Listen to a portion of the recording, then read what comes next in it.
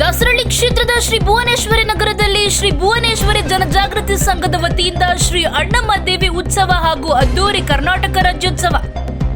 ಅಧ್ಯಕ್ಷರಾದ ರವಿಕುಮಾರ್ ಎಂ ಗೌಡ ಹಾಗೂ ಎಲ್ಲ ಪದಾಧಿಕಾರಿಗಳ ಸಾರಥ್ಯದಲ್ಲಿನ ಅಣ್ಣಮ್ಮ ದೇವಿ ಉತ್ಸವ ಕಾರ್ಯಕ್ರಮಕ್ಕೆ 101 ಕುಂಭಕಳಸ ಮೆರವಣಿಗೆ, ಮಹಿಳೆಯರಿಗೆ ರಂಗೋಲಿ ಸ್ಪರ್ಧೆ, ಮಕ್ಕಳಿಗೆ ಪ್ರಬಂಧ ಸ್ಪರ್ಧೆ ಮತ್ತು ಚಿತ್ರಕಲೆ ಸ್ಪರ್ಧೆ ಒಳಗೊಂಡಿರುವ ಕಾರ್ಯಕ್ರಮಕ್ಕೆ ಕ್ಷೇತ್ರದ ಹಲವಾರು ಗಣ್ಯರು ಭಾಗಿ.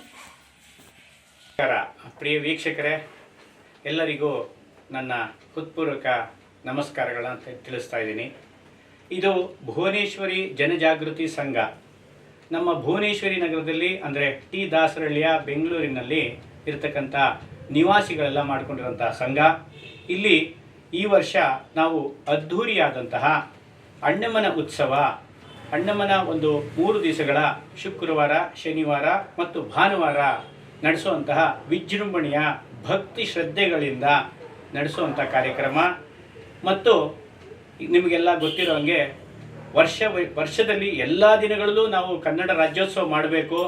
ನವೆಂಬರ್ನಲ್ಲಿ ಅದ್ಧೂರಿಯಾಗಿ ಮಾಡ್ತೀವಿ. ಈಗ ನಾವು ವಿಶೇಷವಾಗಿ ಈ ವರ್ಷ 12ನೇ ತಾರೀಕು ಶುಕ್ರವಾರದಂದು ಪ್ರಾರಂಭವಾಗಿ 12, 13, 14 ಈ 3 ದಿವಸಗಳು ಕನ್ನಡ ರಾಜ್ಯೋತ್ಸವವನ್ನು ಮತ್ತು ಅಣ್ಣಮ್ಮನ ಉತ್ಸವವನ್ನು ನಾವಿಲ್ಲಿ ಹಮ್ಮಿಕೊಂಡಿದ್ದೇವೆ.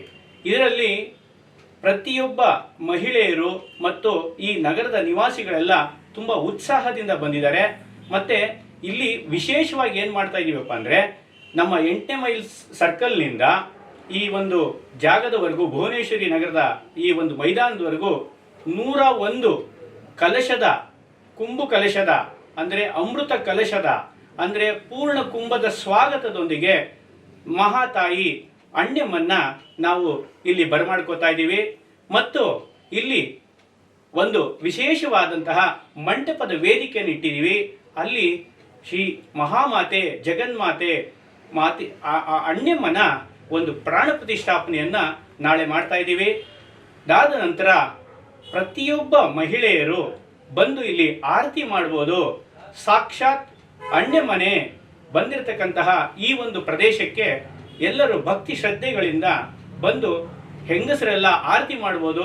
ಗಂಡಸರೆಲ್ಲ ಬಂದು ಹೂವಿನ ಒಂದು ಪುಷ್ಪಾರ್ಚನೆಯನ್ನು ಮಾಡಿ ಶ್ರದ್ಧೆ ಭಕ್ತಿಗಳಿಂದ ಆ ತಾಯಿಯನ್ನು ನಾವು ಬೇಡ್ಕೊಂಡ್ರೆ ಆ ಜಗನ್ಮಾತೆಯು ಆದಿ ಭೌತಿಕ, ಆದಿ ಆಧ್ಯಾತ್ಮಿಕ, ಆದಿ ದೈವಿಕ 3 ಕ್ಷೇತ್ರಗಳಲ್ಲಿ ನಮ್ಮ ಉನ್ನತಿಯನ್ನು ಕೊಡುವಂತಹ, ನಮ್ಮ ಸದ್ಗತಿಯನ್ನು ಕೊಡುವಂತಹ, ದಿನೇ ದಿನೇ ನಮ್ಮ ಶಕ್ತಿ ಮತ್ತು ಭಕ್ತಿ ಶ್ರದ್ಧೆಗಳನ್ನ ಇಂಪ್ರೂವ್ ಮಾಡುತ್ತೆ.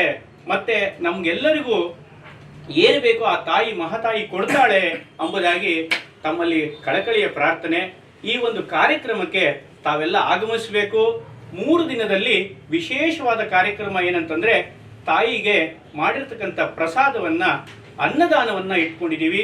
ಪ್ರತಿ ದಿವಸ ಮಧ್ಯಾಹ್ನದಂದು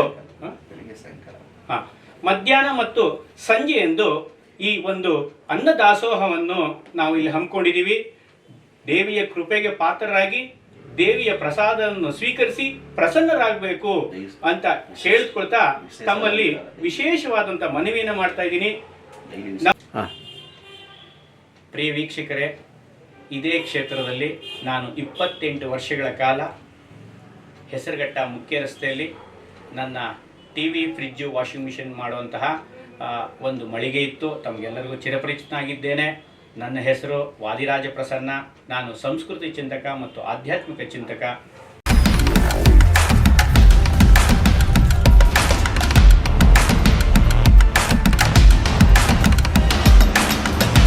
ಶಕ್ತಿಯಸ್ತ್ರ ನ್ಯೂಸ್ ಕನ್ನಡ, ಆಫ್ ಕೋರ್ಸ್ ಇದು ಕನ್ನಡಿಗರ ನಾಡಿಮಿಡಿತ.